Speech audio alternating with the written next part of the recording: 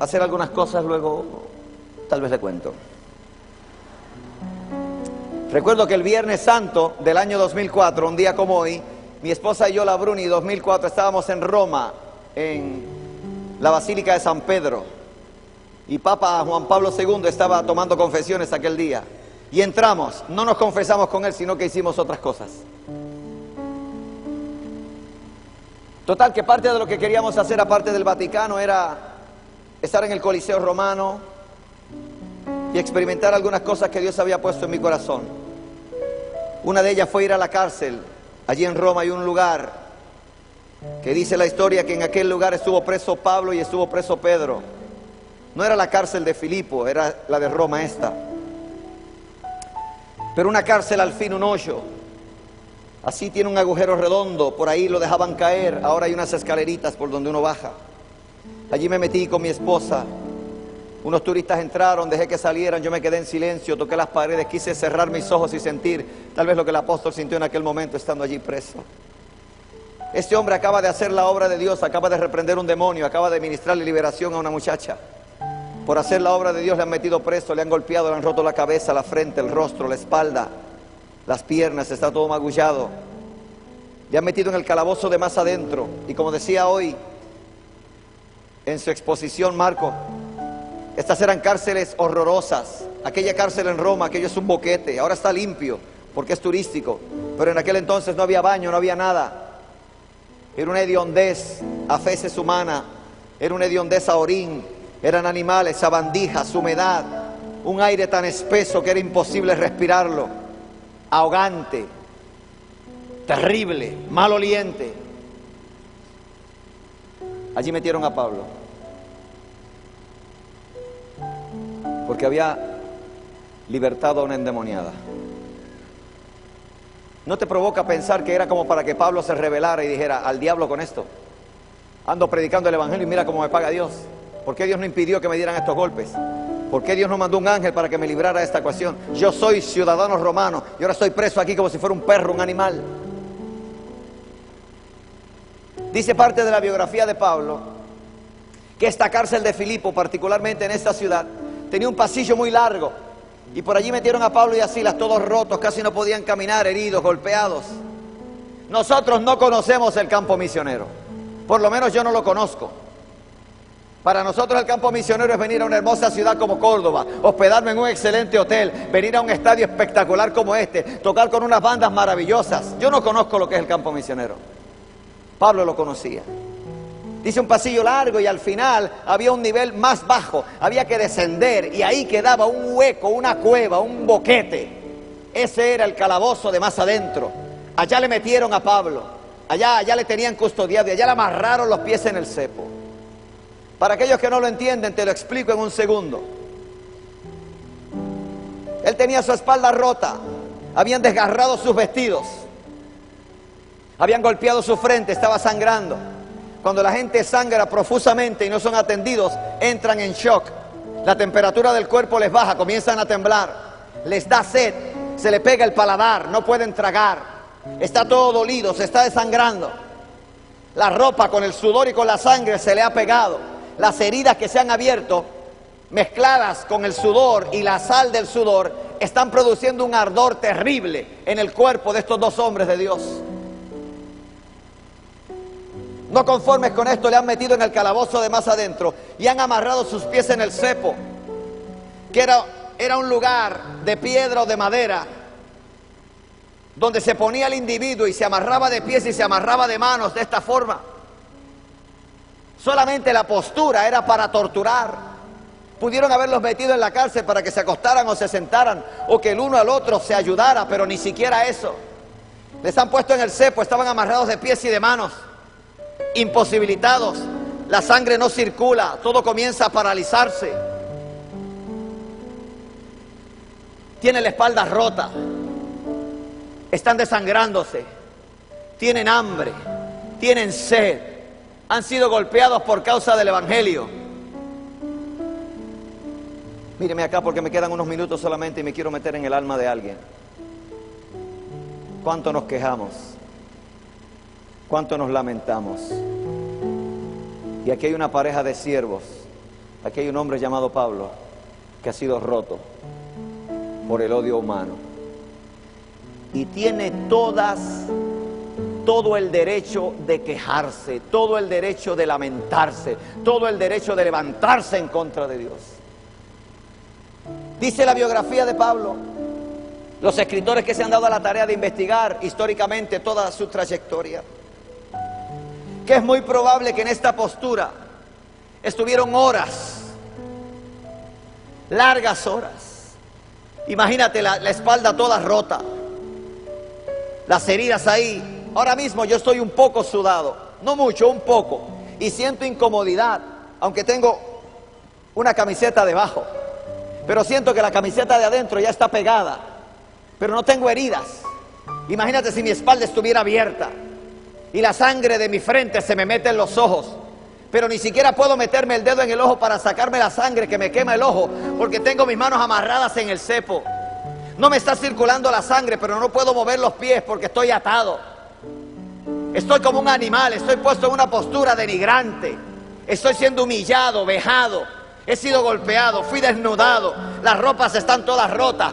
Mi cuerpo está en exhibición, tal vez mis miembros están en exhibición. Tengo sed y no hay quien me dé agua. Estoy cansado y no hay quien me atienda. Estoy herido y no hay quien me cure. Dice el dato histórico que es muy probable que en esa postura, mirándose el uno al otro, en vergüenza, en deshonor, en desgracia, hicieron sus necesidades fisiológicas allí mismo. Pablo debe haberle dicho a Silas: o Silas, Pablo, en algún momento ya no aguanto, no soporto, me estalla la vejiga, no puedo aguantar más, tengo que orinar, no hay otra alternativa, hay que hacerlo aquí. Tal vez por el trauma del dolor, el trauma físico. Dice el historiador que es muy probable, escúcheme, porque yo no vine a entretenerle, yo vine a marcarle con una palabra que le haga pensar. Usted y yo vamos a dejar una huella para las generaciones cuando nos convirtamos en adoradores, que verdaderamente toquemos el corazón de Dios. Esto es gráfico lo que estoy explicando, no es halagador, no es bonito, no estimula, pero es verdad. He was bleeding to death. Se estaba desangrando hasta morir. Tenía sed, tenía frío, estaba en shock, estaba angustiado, tal vez físicamente. En esa postura tal vez se hizo pupú. Allí tal vez defecó encima de sus propias ropas. Imagínate la vergüenza. Imagínate a los 5 minutos la hediondez de su propio excremento. Pablo, por amor a Dios, el autor de las cartas más gloriosas de la Biblia, aquel que recibió la revelación de Jesucristo como nadie la había recibido. Ahí está, sentado en su propio excremento y en su propio orín. Al lado Silas, su compañero. Mírame acá, corazón, mírame, yo tengo que terminar ya. Mírame, corazón, mírame acá, papá, mírame.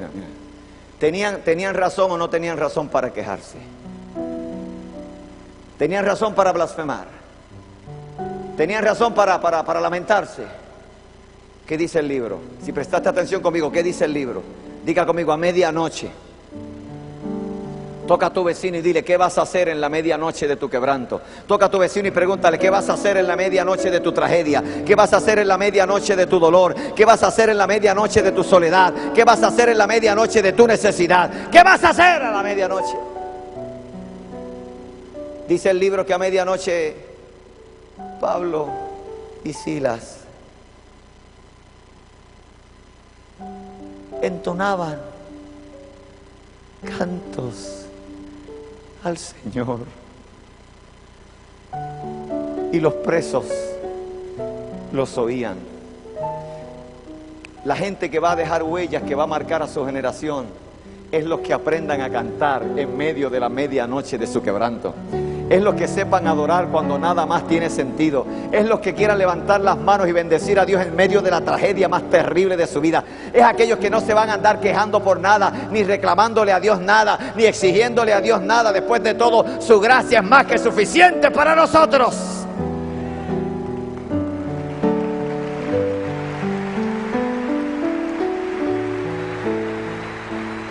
y Silas cantaban himnos a Dios. ¿Qué cantaron? ¿Qué cantaron? La Biblia no dice qué cantaron, la Biblia no dice, pero cantaban cánticos al Señor y los presos los escuchaban. Yo no sé qué cantaron. Yo no sé qué salió de sus corazones en el cepo, en el dolor, en el excremento, en la angustia, en la pena, en el quebranto. En vez de lamentarse, en vez de quejarse, cantaban cánticos al Señor. Yo no sé por lo que tú estarás pasando, pero no debe haber nada que te impida adorar a tu Dios. No debe haber nada que te impida levantar tus manos. No debe haber nada que te impida abrir tu boca y decir: no importa cómo esté, no importa cómo me sienta, Dios es mi Dios, Él es mi victoria, Él es mi justicia, Él es mi hacedor. Lo voy a bendecir por encima de todo.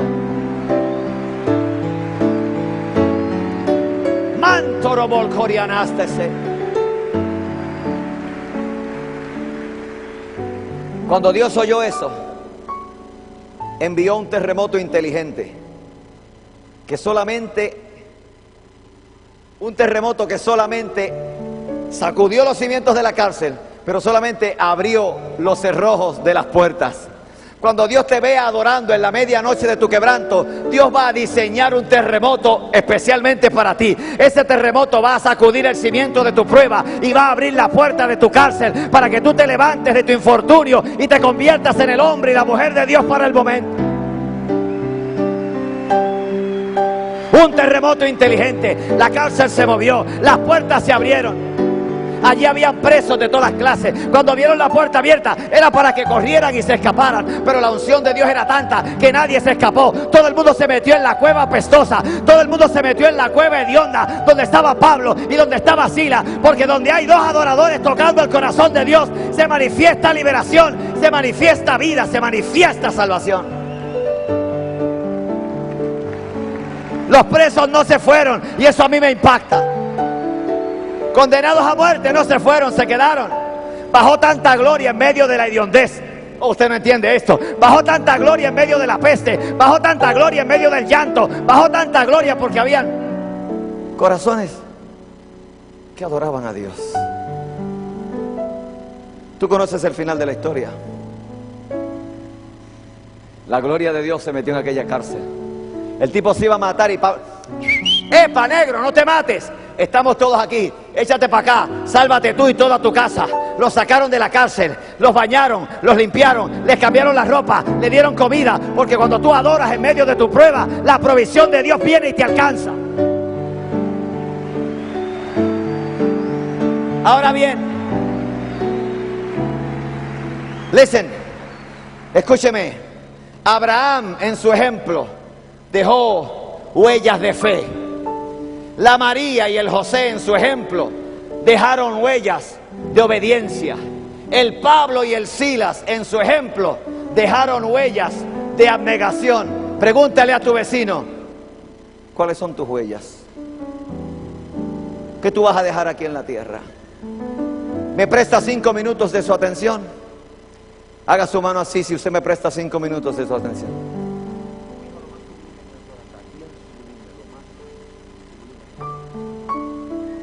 Míreme, ya tengo que terminar.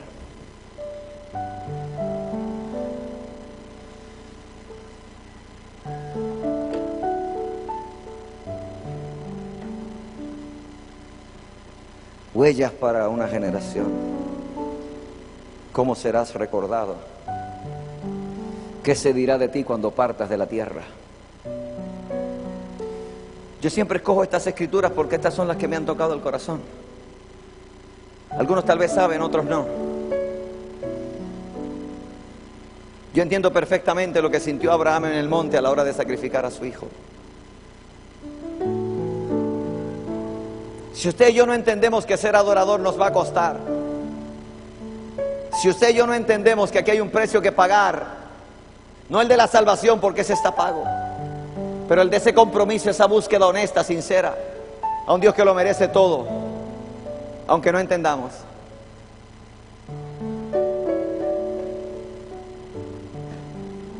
En el año 95, mi hija menor de 16